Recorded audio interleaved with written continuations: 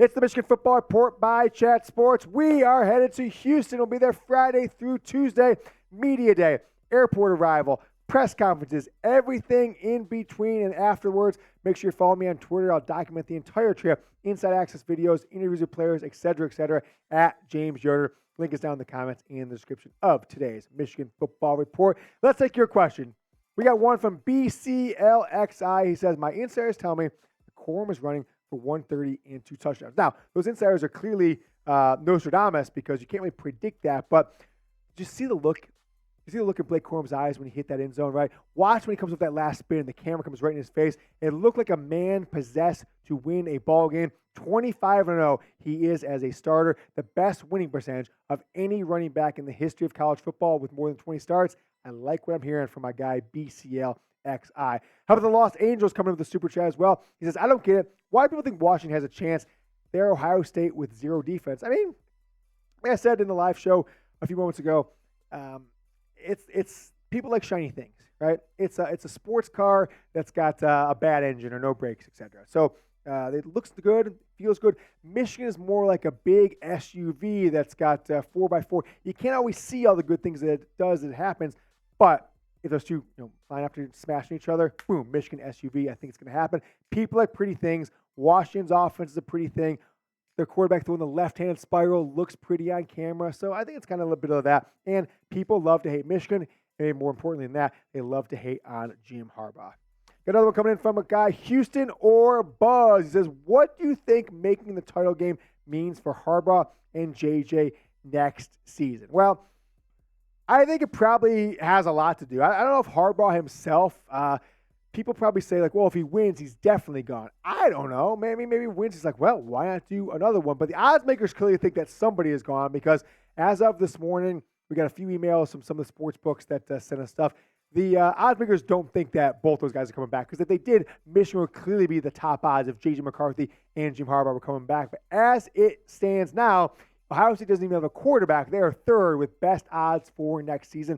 I actually do kind of think if JJ goes pro or Harbaugh leaves, I think if JJ pro is probably more important in this round.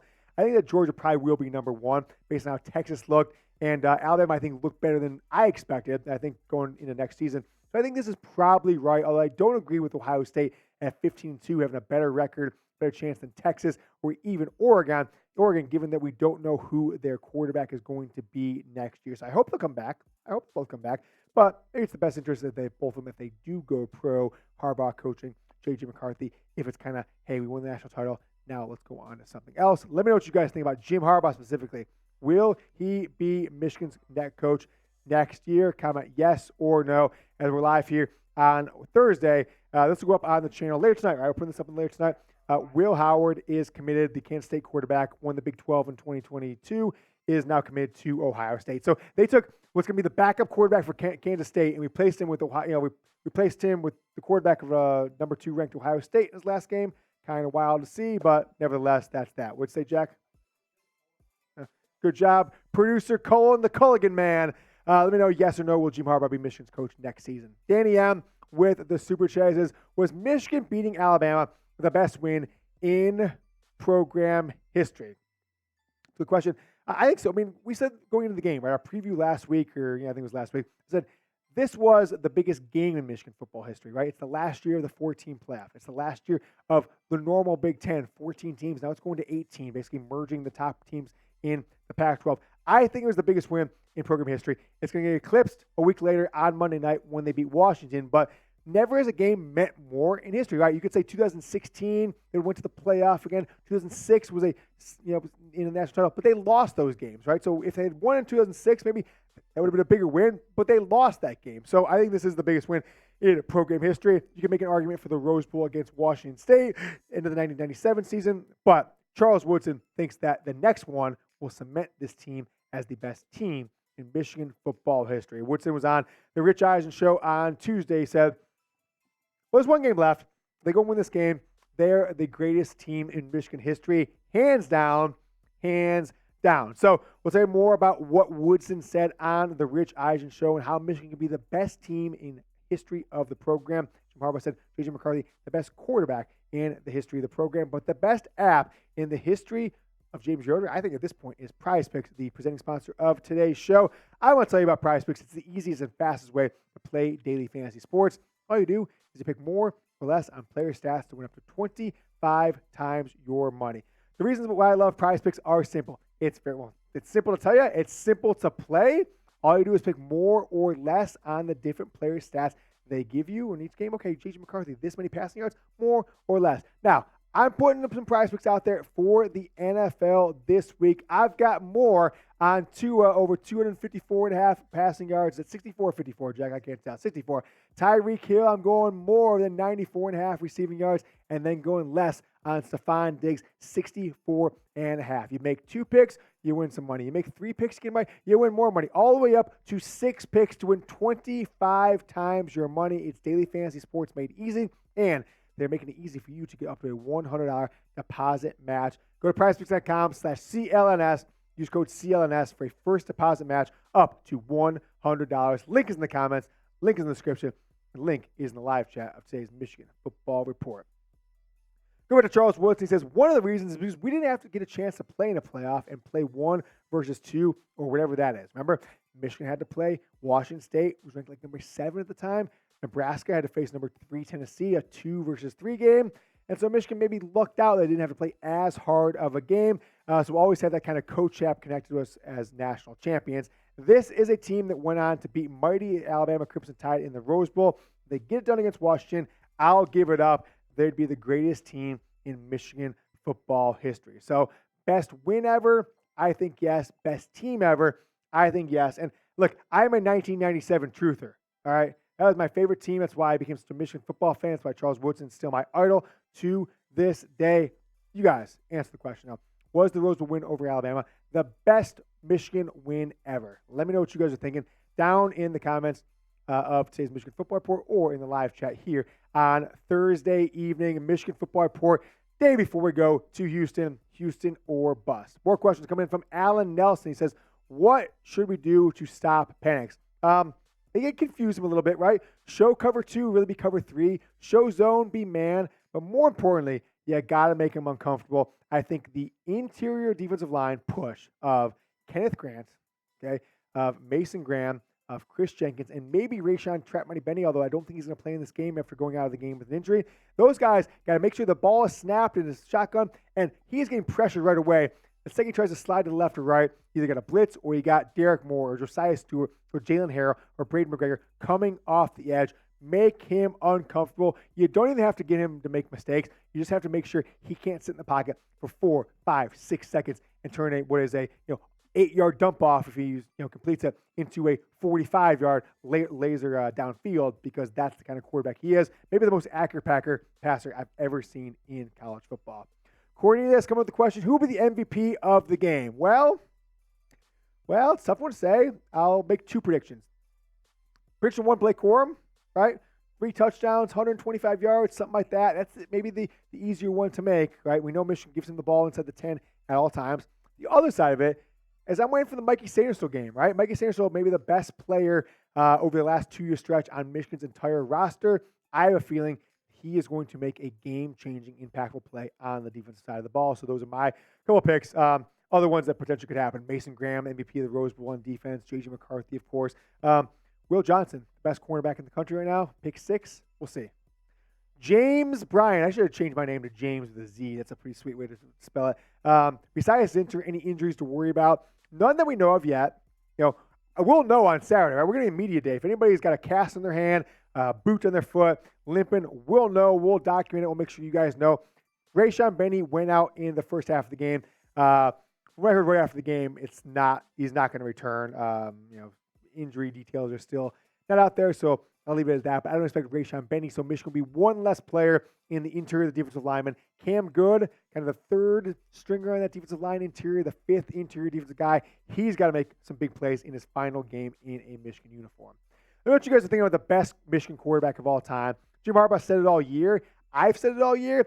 I think the question is not whether he's the best quarterback in Michigan history. I think that's an absolute yes. Let me know what you guys are thinking, yes or no.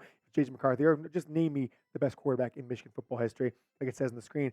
My question right now is JJ McCarthy the best quarterback in Big Ten history, right? you look at the 3-year stretch he's on, 2 years as a starter, 3 Big Ten championships, 3 trips to the playoff, national championship, best record, winning percentage in college football history. I don't know how you can make a case for anybody else to be the best quarterback in the history of the Big Ten. Toss it up on screen there, Jack. That's a really good one. Right now, JJ McCarthy, Jameis Winston. Since World War II, since real stats have been kept in college football, 80 years, anyone starts 20 games, these are the 2 guys with the best records, 96.3% winning percentage, 26-1. I look back, I was like, that can't be right. Tommy Frazier, who's like undefeated 3 years in a row. No, 33-3. How about, what's his name? Trevor Lawrence. No, he lost 3 games as well. So you kind of think some of these guys, Matt Leinart, no, he lost 3 games as well. So it's not always easy to go 26-1 like JJ McCarthy did, like Jameis Winston did. They both had 1 game in that 2-year run. They didn't start. Jameis Winston got suspended for standing on a table and saying F her right into something in a cafeteria at Florida State. JJ McCarthy was just splitting starts with Cade McNamara to start the 2022 season. Different guys, different reasons they didn't get that 28th win potentially for Jameis and JJ. But nevertheless, JJ McCarthy, in my opinion, a win on Monday, best quarterback in Big Ten history. Mark Michkowski, my man, longtime viewer of the show. What does Vegas think that we don't see? Only Michigan by 4.5.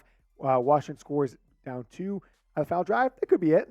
It could be it. I mean, what they're trying to do is even out betting. And I think the average, Joe football fan who wants to put $100 in the game probably just thinks like, oh, well, Washington's offense is gonna throw all over Michigan. They're gonna do whatever they want, and Michigan's going to need to have a last-minute score or something like that to even beat Washington. So I think it's just taking the smart public, I think, is putting their money on Michigan. Joe football fans putting their money on Washington, kind of even out the bets, and that's where the 4.5 line comes from. Bill Graves says the D-line, the running game will be key, and do you expect the tight ends to be more effective? I do. I don't know if it was on this segment or not, but the interesting part about Alabama is they knew that A.J. Barner and Coastal 11 were getting the ball. They knew it. And Michigan wanted to give them the ball, I should say. And they were putting Terrion Arnold and other of the top cornerbacks on Michigan's tight ends and leaving the wide receivers to backup cornerbacks and nickels and safeties because they thought that tight ends were going to be more of a threat down the field where they were weak at safety and linebacker covering those guys. So they said, hell, we're going to put our corners on Coastal 11. Washington doesn't have that advantage, right? They don't have 3 and 4 deep at cornerback that can cover guys like Roman Wilson or cover guys like Cornelius Johnson. So I think the tight ends will absolutely have a bigger game against Washington than they did against Alabama. Richard Lococo, Bears fan number 1. Who do you guys, would you guys go live before the game or after the game and go blue?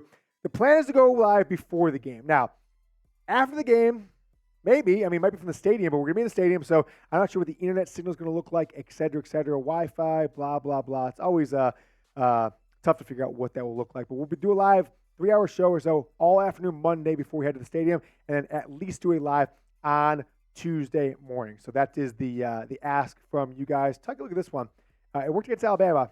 So number of subscribers we get from this video, that's going to be the number of points that Michigan scores against Washington. So if you guys yet to do so, subscribe to the Michigan Football Report. Let's get to 31,000 subscribers by Monday night's national championship win over the Huskies.